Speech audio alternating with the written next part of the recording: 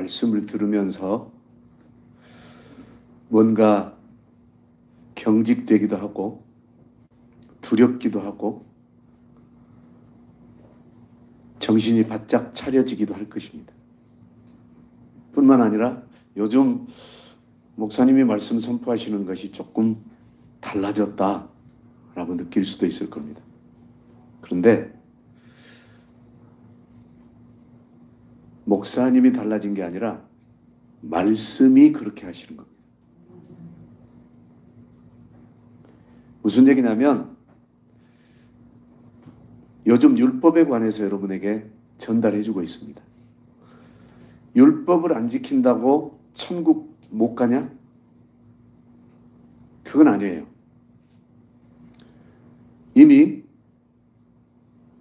예수 그리스도의 십자가의 성령의 법으로 그 은혜로 우리는 구원을 거저 받았습니다. 구원을 거저 받았는데 거저 받은 구원을 잃어버릴 수 있기 때문에 잃지 않는 방법을 선택해야 돼요. 그러면 하늘의 복을 선물로 받았는데 세상의 방법으로 하늘의 법을 보존할 수 있을까요? 하늘의 거룩한 선물을 받았는데 더러운 세상의 것으로 그 거룩한 것을 보존할 수 있을까요? 그래서 거룩하신 하나님께서 주신 이 위대하고도 아름다운 구원을 보존하는 방법은 거룩하신 하나님께서 선포하신 그 말씀 속으로 들어가 있을 때만이 보존이 가능한 거예요. 하나님은 인간에게 자유의지를 주셨어요. 자유의지를 주신 분이 지배한다는 것은 모순 중에 모순이죠. 하나님은 인간에게 자유의지를 주시고 이렇게 살면 나와 관계가 없어져. 이렇게 살면 나와 관계를 유지하고 살 수 있어. 이 첫 계명이 선악과예요. 첫 율법이 선악과예요. 선악과는 먹지 못하게 하려고 하는 게 아니라 어쩌면 우리가 알고 있는 선악과 개념, 다시 말해서 선악과는 아마 무화과였을 거야. 아니야, 사과였을 거야. 그런다고 합시다. 아주 쉽게 따먹을 수 있는 과일이었을 수도 있어요. 다시 말해서 길바닥에다가 나무 막대기로 줄 하나 끄어놓고 너 여기 넘어오면 나하고 관계없어. 그러나 안 넘어오고 그 자리에 있으면 너는 나하고 관계가 있는 사람이야. 이랬을 수도 있습니다. 끝까지 줄 하나 그어놓고 그랬을 수 있어요. 끝까지 과일 하나 그랬을 수도 있어요. 그런데 그보다 더 중요한 건 과일이 중요한 게 아니에요. 줄 그어놓은 게 중요한 게 아니에요. 하나님의 명령이에요. 약속이란 말이에요. 다시 말해서 내 말을 듣는지 듣지 않는지, 내 말을 명심하고 있는지 명심하고 있지 않은지, 나를 공경하는지 공경하지 않는지. 다시 말해서 선악과를 먹지 말라고 하는 것은 너 위에 먹지 말라고 하신 하나님이 계셔. 질서를 지키고 살면 돼. 그거 알려준 거예요. 그런데 사탄은 야, 너를 창조하신 하나님께서 째째하게 이런 거 하나 못 먹게 하셨겠냐? 먹어도 괜찮아. 선을 넘어버리게 한 겁니다. 뭐만 보게 했어요? 선을 넘어버리면 한 거예요. 선 넘은 거 그까짓 것 아무것도 아니잖아. 다시 말해서 사탄은 하나님의 말씀은 기억하지 못하도록 하고 나타나는 현상과 지금 당장에 필요한 것으로 우리를 속여버립니다. 보세요. 야, 하나님 이거 먹지 말라더냐 이 말은. 야, 째째하게 하나님 이런 거 못 먹겠겠냐? 그러니까 말씀은 망각해버리고 그래 다 먹으라고 하셨지. 이것만 먹지 말라고 하셨지. 이때부터 희석이 되기 시작합니다. 여러분은 그렇게 속아 넘어가고 있는 거예요. 그래서 오늘 여러분에게 과연 그러면 우리가 구원받은 백성으로서 율법이 우리에게 정말 필요하냐? 우리는 꼭 율법을 지키고 살아야 되냐? 다시 설명합니다. 율법을 지켜야 된다, 만다가 중요한 게 아니라고요. 율법을 주신 하나님의 뜻이 무엇이었는가? 율법을 주실 수밖에 없었던 하나님의 그 심정이 무엇이었는가? 그 심정을 알면 그 심정을 깨달은 그 사람이 지키든지 아니 지키든지 그건 자기 선택이에요. 그래서 구원받은 백성들이 구원에서 떨어질까 염려하시는 하나님은 어떻게 하면 거저 주신 그 구원에서 떨어지지 않을 수 있겠니? 그런데 끊임없이 말씀하신 그 내용을 다시 한번 상기시키므로 여러분이 결코 사탄이 원하는 대로 살다가 구원에서 떨어져 버리는 것이 아니라 하나님께서 원하시는 삶 속으로 들어가서 그 구원을 지키라고 하셨으니 지키는 것이 마땅하지 않나. 이 심정으로 여러분에게 말씀을 드리는 거예요. 다시 말해서 율법을 지켜라가 아닙니다. 그것은 여러분의 자유예요.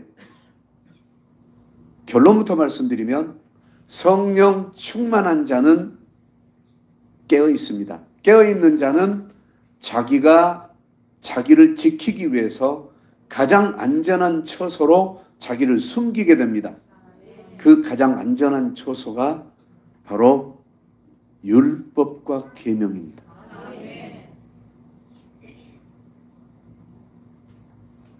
자, 율법을 세우신 분은 누구예요?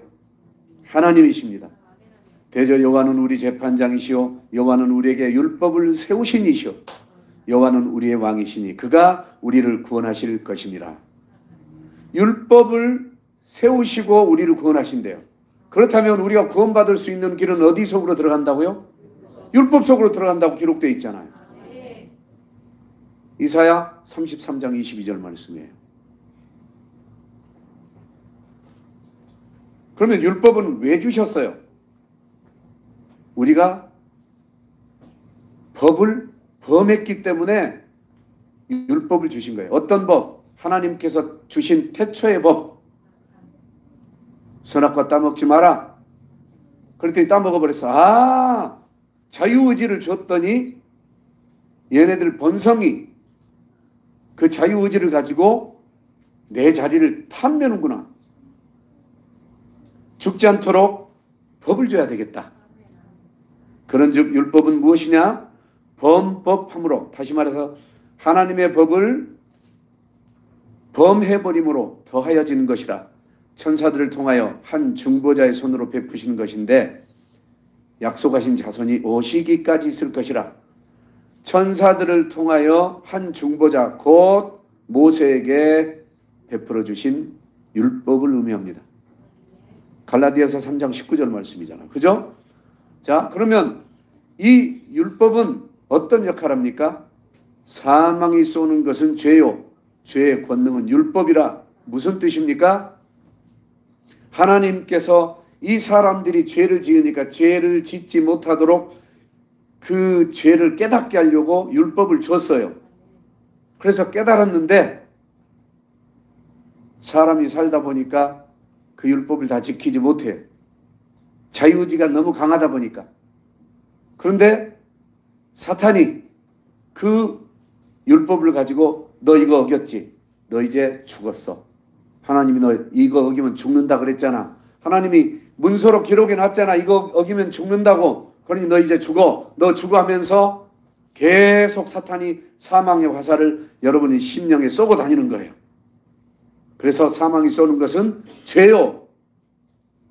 죄의 권능은 율법이라. 이 말은 율법이 없었으면 죄인 줄 몰랐어요. 아멘? 그래서 사탄은 하나님의 법으로 우리를 괴롭히고 있는 거예요. 그렇다면 사탄이 우리를 하나님의 법으로 괴롭히고 있다면 이 괴롭힘을 당하지 않으려면 우리는 어디로 들어가면 돼요? 세상 법으로 들어가면 돼요? 아니죠. 하나님의 법 속으로 들어가 버리면 되죠. 그래서 지키든지 말든지 여러분 둘 중에 하나예요. 그래서 사탄은 율법 어긴 것으로 너 죽을 거야, 너 지옥 가, 너는 망했어, 너는 버림받았어, 너는 이제 하나님이 쳐다봐 주시지도 않을 거야 라고 찌르고 다닐 때 우리는 간단하게 얘기합니다. 예수 그리스도 이름으로 내가 회개하겠습니다라고 딱 엎드리면 그 사망의 법이 떠나버리는 거예요. 어떻게? 무엇을 회개한다고요? 사탄이 율법으로 우리를 쏘고 있으니까 그 율법 맞아! 라고 인정하고 맞아! 내가 그 죄를 저질렀어! 인정하고 무릎 꿇고 회개하면 그 사탄이 속삭이지 못하고 떠나버리는 거예요.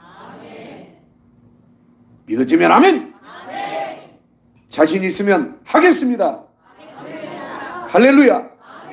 그래서 율법으로 회개하는 거예요. 그러면 율법이 부정한 법인가요?